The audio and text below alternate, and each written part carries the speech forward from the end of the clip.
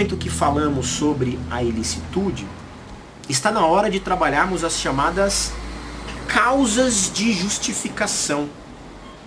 Causas de justificação,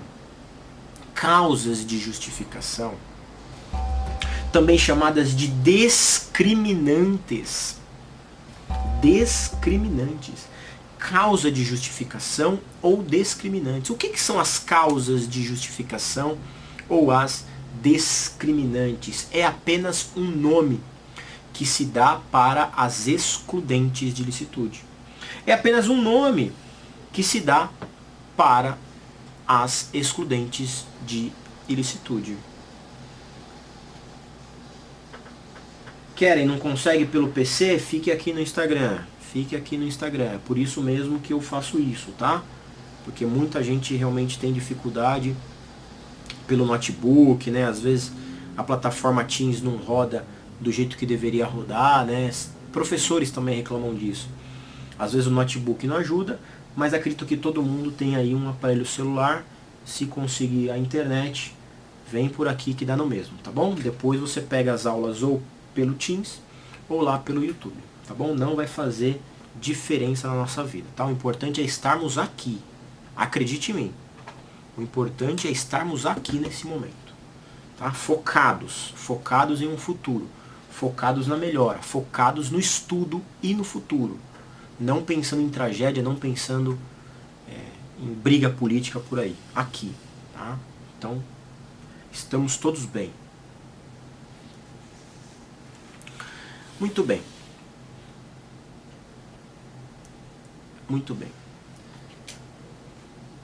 Então, discriminante legal ou causa de justificação são as excludentes de ilicitude.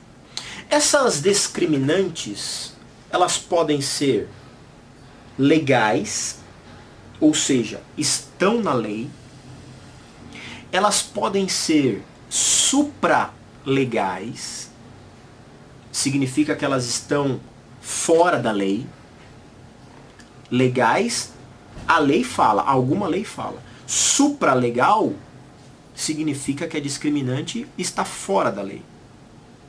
Trata-se de um posicionamento doutrinário, jurídico. Trata-se de um posicionamento jurisprudencial, mas a lei não fala. E existem as discriminantes putativas. Discriminantes putativas. Lá na sua apostila, folha 76. A discriminante legal, veja, está na lei. Professor, me dá um exemplo. Artigo 23 do seu Código Penal, que eu acredito que você nesse momento já está com ele aberto. Que são as 4 clássicas. Legítima defesa, estado de necessidade, estrito cumprimento do dever legal e exercício regular do direito. Tudo bem? Legal, está na lei.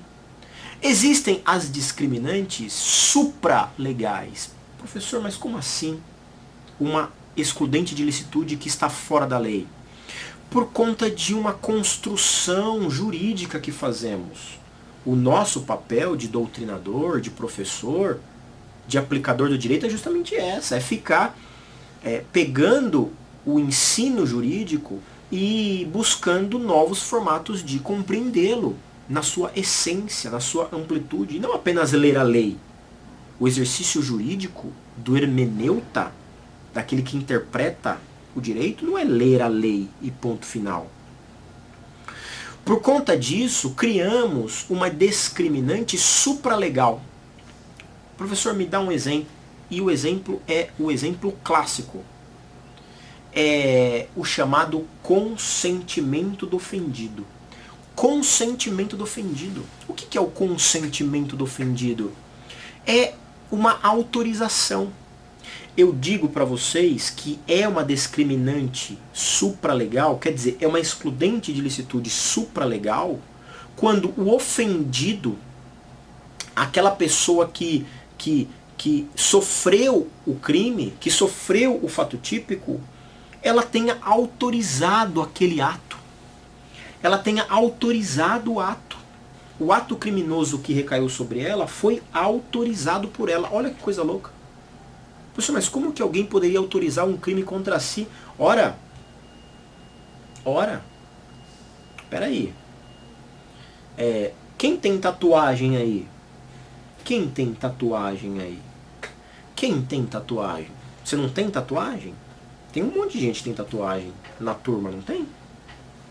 Tem. Veja, a tatuagem, a Aline falou eu.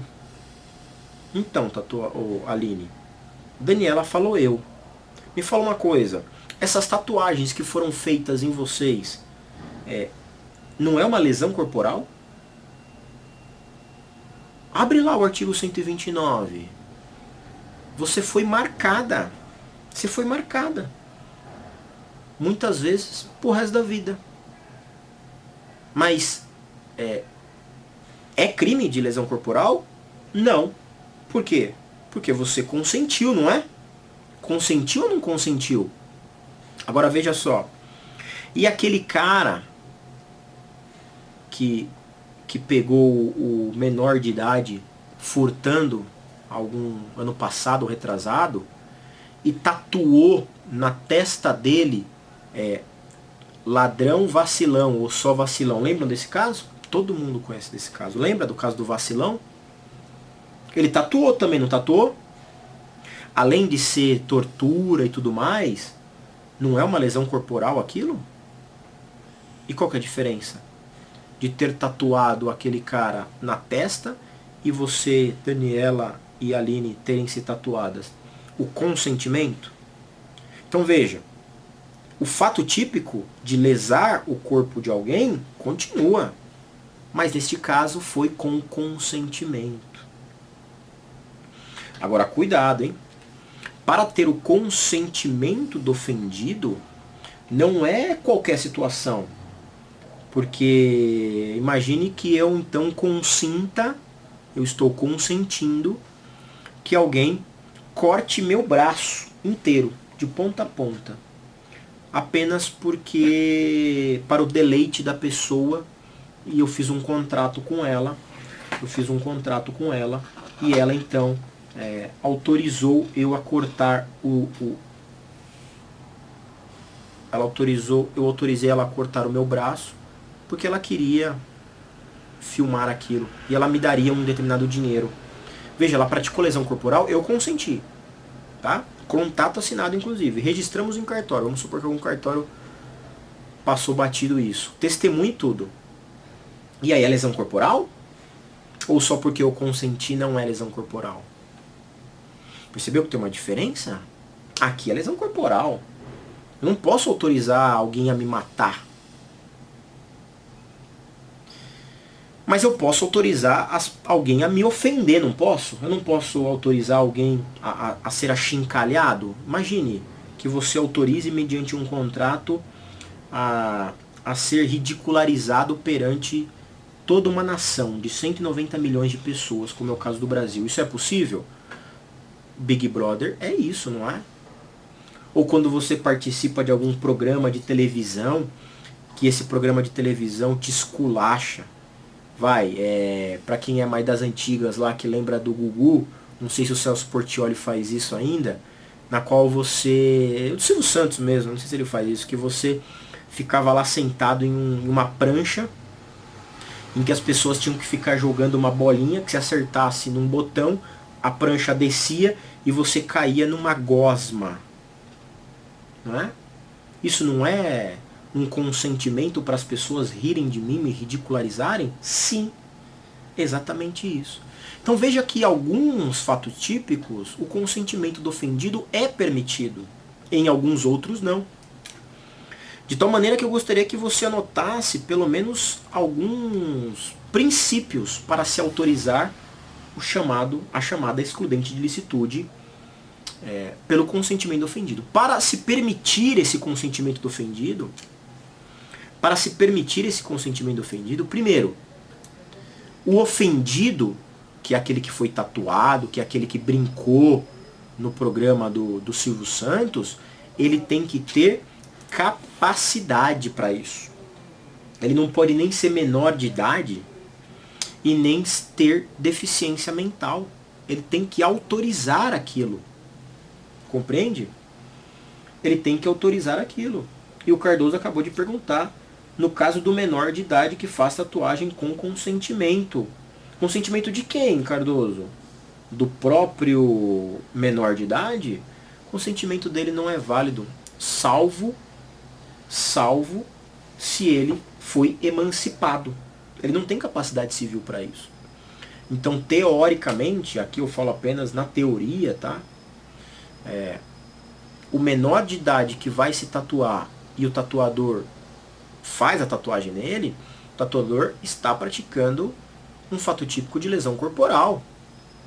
Se o pai não gostar e não concordar com aquilo, boletim de ocorrência contra o tatuador. Porque praticou uma tatuagem em uma pessoa que não tinha consentimento. Ou melhor, uma pessoa que não tinha capacidade de consentir isso. Dá pra entender? Você vai tatuar um deficiente mental? Ah, ele passou aqui, ele falou que ele queria. O doidinho lá. Você é louco? Sei que é louco, não é ele. Então, a meu ver, se o cara é profissional de tatuagem, ele também não deveria fazer isso com o consentimento do menor de idade. Ah, não. Tem o consentimento do meu pai. Tá por escrito, tudo certinho, o pai foi junto. Ok. Aí podemos falar que houve o consentimento do maior de idade. Mas você vê que loucura, né? Vamos pensar numa loucura? Aqui a título de discussão filosófica. Ah, tá bom, se for uma menina de 16 anos, o pai que leva, tudo bem. De 15, tudo bem. De 14, de 13, putz, vai tatuar uma menina de 13 anos. De 12, meu, acho que aí é perigoso. E 11 anos, puta, aí já é criança. Porque se você falar que tudo é livre apenas pelo consentimento do pai, então quer dizer que eu posso pegar o meu filho de 2, 3 anos de idade, levar no tatuador e falar, ó, tatua no peito dele uma suástica, porque eu sou nazista. Você vê como isso não é tão simples assim de ser respondido? Você vê como isso tem limites? Então o que podemos falar é que precisa do consentimento do ofendido. O nível aí é o intérprete do direito que vai regular. Tá? Sempre usando a proporcionalidade e a razoabilidade. Sejam muito bem-vindos, quem está chegando agora, Isabelle, Luana Ferreira, Cipriano, André Cipriano, Nathalie, meu amigo Capitão Sossai, influenciador digital, Sargento Silvia, não sei se está aí ainda, deem todos aí uma curtidinha, uma não, vai, aperta 10 vezes aí, tá? Vamos lá. Acho que respondi aí, né, Daniela? Mas e se tiver o consentimento do pai e da mãe, né? Tá preocupada, né, Daniela? Então acho que eu já respondi, né? Boa noite, Ezequiel. Acho que eu já respondi. Isso vai muito da razoabilidade, mas via de regra, se o pai levou, tudo bem, dentro da razoabilidade. O segundo requisito é que o bem jurídico disponível, o bem jurídico, o meu filho queria fazer, depende da idade dele, acabei de falar, né? Depende do que vai fazer também na tatuagem, né? Então o segundo requisito é que o bem jurídico que você está dispondo, ele tem que ser um bem jurídico disponível. O que é um bem jurídico disponível? O que é um bem jurídico disponível? Bem jurídico disponível é que aquilo que você está dispondo, por exemplo, a sua pele para ser tatuado, ela é disponível, de fato é disponível. Agora, por que eu dei o exemplo de cortar meu braço? Porque eu não posso dispor de um braço inteiro por um contrato, eu não posso dispor da minha vida.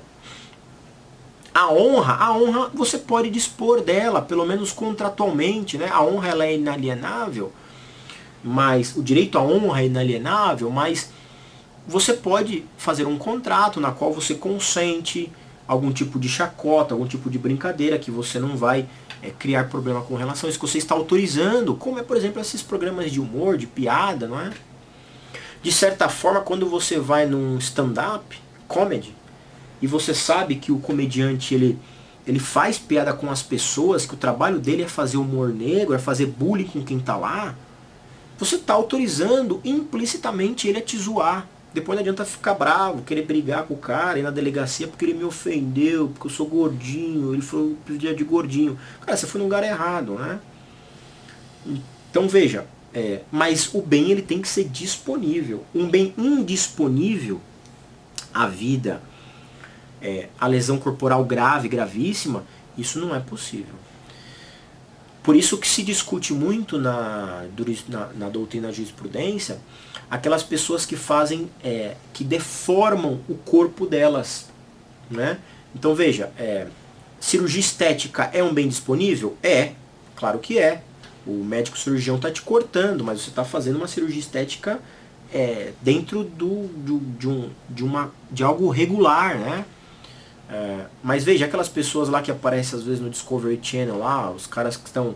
O cara que ele quer ser o demônio, né? Quer ser o diabo. Então ele colocou lá ossos aqui ó, na cabeça dele, chifres, o cara tatuou a cara dele inteira, fez uma cara de... Olha, pra mim, além de ser uma loucura completa, não é consentimento ofendido. Não pode ser consentimento ofendido um negócio desse. Pra mim é lesão corporal. Há um tempo atrás, no direito brasileiro, quando a cirurgia de transgenitalização, não era regulamentada no direito brasileiro, que é a cirurgia de troca de sexo, quem fizesse essa cirurgia, o médico que fizesse essa cirurgia de transgenitalização no Brasil, além de responder criminalmente por lesão corporal gravíssima, na verdade, porque impossibilitava a função do órgão genital reprodutora, ainda provavelmente tinha a suspensão e a cassação do seu CRM. Tanto é que a primeira mulher que ficou famosa no Brasil Roberta Close, que na década de 90 ficou muito famosa, né? Porque foi a primeira a fazer essa cirurgia. Ela teve que fazer a cirurgia fora do Brasil, porque aqui no Brasil nenhum médico poderia fazer, sabia que isso daqui era crime. Então veja, o bem era indisponível naquela época, hoje é um bem disponível. Tudo bem? Hoje é um bem disponível. E o terceiro requisito para o consentimento ofendido é que esse consentimento ele tem que ser prévio ou pelo menos simultâneo ao fato, né? Ao fato que está acontecendo. Não pode ser posterior. Não pode ser posterior. Então imagine uma relação sexual em que se tenha lá ações um pouco mais, digamos assim, fortes, né? Violentas na relação sexual. Se foi consentido antes, tudo bem. Se no meio lá, posso fazer isso? Pode. Então consentiu. Tudo bem, tudo certo. Agora, o que não pode é praticar a violência para ter o sexo agora, e aí logo depois de ter conseguido a prática da relação sexual mediante violência, a mulher ou o homem consentir, falar, não, tudo bem, deixa, eu até gostei. Na letra da lei, isso, regularmente, isso não pode. Porque se assim fosse, a pessoa que foi estuprada e depois falasse na delegacia que ela voltou atrás, que ela até que ela concordaria, não seria crime, mas continua sendo crime. Então o fato de você sofrer a violência e depois consentir, isso é ilógico até. Por isso que o terceiro fundamento é que ele tem que ser anterior. Tudo bem? Façam perguntas aí que eu vou mudar de assunto agora.